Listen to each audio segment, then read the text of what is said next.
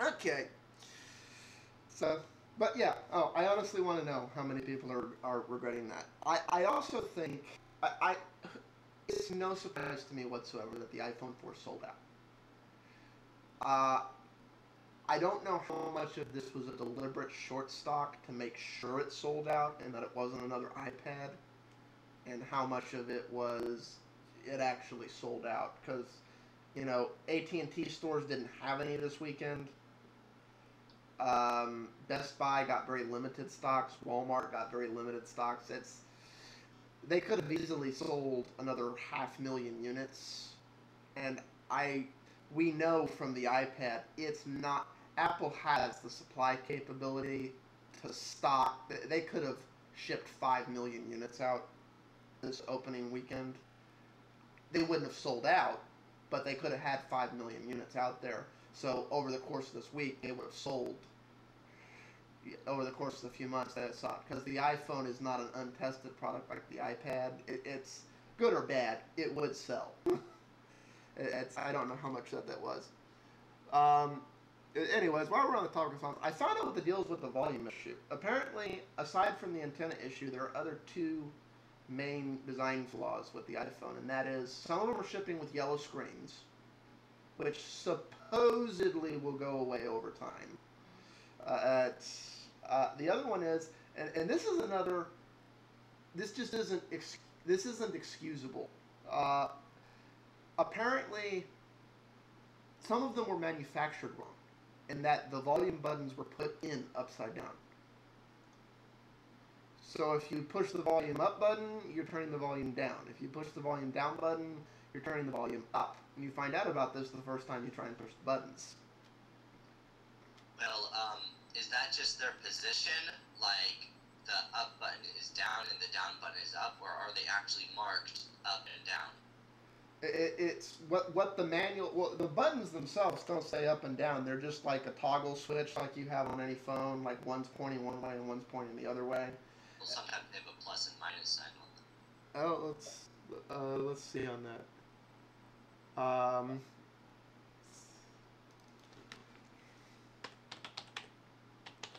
Regardless, the general standard is that up raises the volume and down lowers it. So okay, if it's backwards, that's going to mess with a whole lot of people's. Yeah, they do have a plus and minus on them.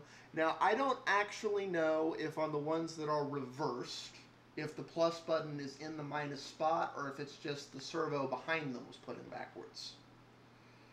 It may be fully reversed, or it may just be thing. It's not. The way I've seen it talked about is the thing behind the buttons is reversed.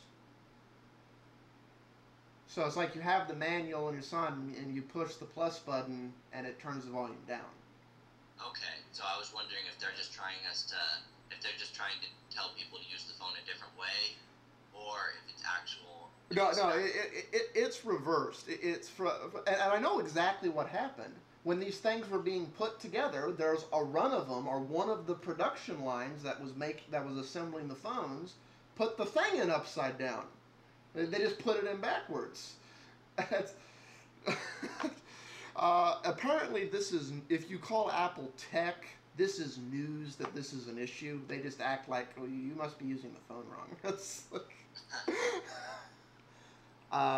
it's the supposedly the thing with the yellow glass. As much as I'd love to rip on them for that, supposedly it has something to do with the chemicals they use in making Gorilla Glass, and it hasn't. I think it has to do with the glue, I've heard. Yeah, the glue that they used to put it in or something. It's like it hasn't finished evaporating or changing color yet, but apparently it will within like 15 to 30 days if they just leave it out. I've heard actually that it goes away from a few people. I mean, they are Apple fanboys, but they said that it goes away in about 3 days of use. Okay. You see, it's everything I'm hearing says this will go away. I don't know if it goes away 100% of the time, or if this is one of those things like if you get a speck of dust in between the two layers of glass, it's in there for life. And if the yellow spots are in spot A, they'll go away over time. If they're in spot B, they're never going to get air and they're never going to dry out. I don't know which it is.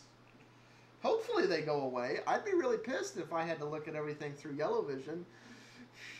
It's like, everybody, would you want to look at the world like James looks right now? I mean, like, you have this great high-resolution iPhone screen, and you got to look at it like you're looking at James. That just doesn't work right to me. I remember a computer I had in the 90s, another Apple one, coincidentally, had a similar problem, and it was annoying as heck. So. Oh, it had yellow screens? Yeah. Yeah. Exactly.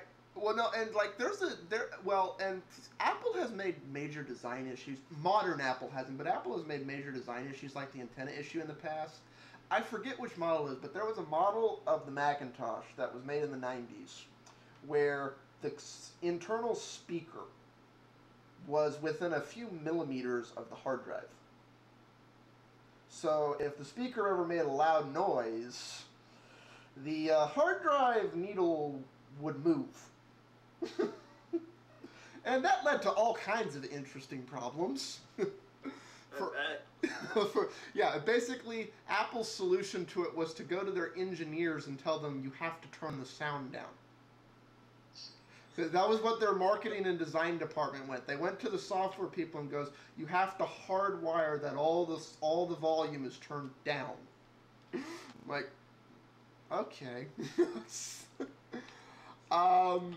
But now you were saying, I don't know if we're gonna have time to fully cover this part, but you were saying you found some people are complaining that unlike almost every other smartphone and phone in that league, once a phone starts to get over $200, most of them have a dedicated camera button, especially if they're in the smartphone form factor.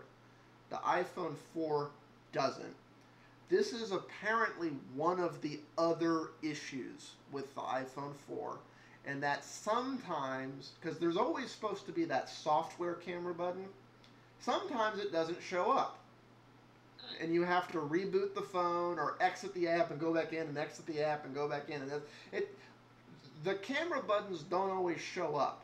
Now, that's obviously a software issue, and I expect that to be fixed a patch or two down the road. I'm sure they're working very hard on that. This is another thing that, from what I hear on the reports, if you call Apple tech support, it's news to them. And nobody's really sure what causes it because it's one of those hit or miss things. Because it doesn't happen all the time because it's a software issue. But you were saying there's a way to get a physical camera button or a dedicated camera button on the iPhone or something? Yeah, you can. If you jailbreak your phone, you can download an application to set, so that the iPhone, when it goes into camera mode, one of the volume buttons or one of the buttons that you choose becomes the camera button, and then when it goes out, it'll become the volume button again. You can download this if you jailbreak your phone to set a dedicated camera key. Okay. Well, does it require some kind of custom API or something to remap the buttons like that or something? Is that why it requires jailbreaking? Why is this not in the App Store? I mean, it might just be they don't let you remap it. I'm not sure, but it does. You do have to jailbreak to get it. It's because it duplicates a functionality, probably. That could be it. I always wonder on that. I know Steve Jobs got on stage and said he approves, 95% plus of apps. But, you always look at the ones they're turning away, and it's like, they add functionality to the device. And a lot of them figure out a way to do it without adding APIs, but they still get rejected. I can never figure those out. It's...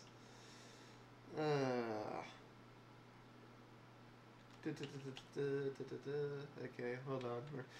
We only got 30 seconds left in this part, so go on to the next part.